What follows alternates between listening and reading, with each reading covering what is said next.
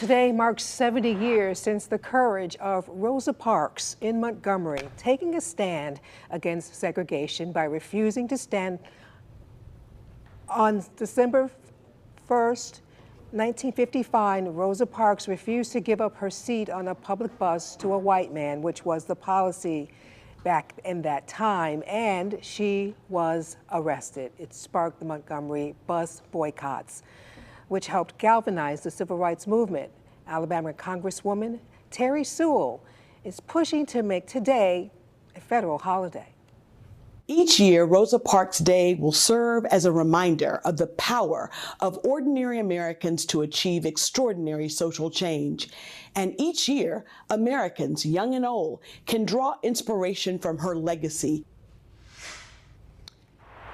And new on the 4, historians in our state reflecting on how Parks' quiet protests sparked a nationwide movement. Gray TV Alabama political reporter Jessica Umbro has more on her legacy. 70 years ago today, Rosa Parks got on a bus right around this exact spot, just a couple of blocks away from Alabama's state capitol. She refused to give up her seat to a white man and challenged the constitutionality of segregation on public buses.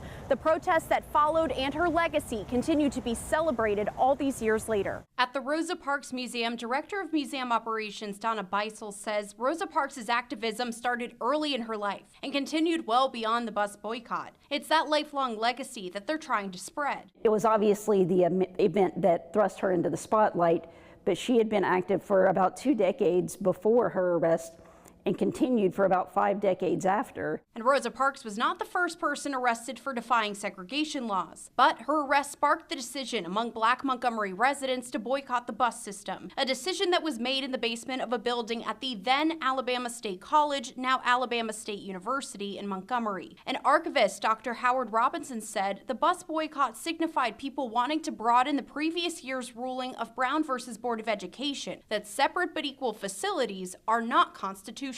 The nation is governed by not only a constitution and a set of laws, but also governed by the will of the people. The bus boycott ultimately ended after the U.S. Supreme Court ruled that it was unconstitutional to have segregation on public buses. However, Rosa Parks' activism continued until her death in 2005.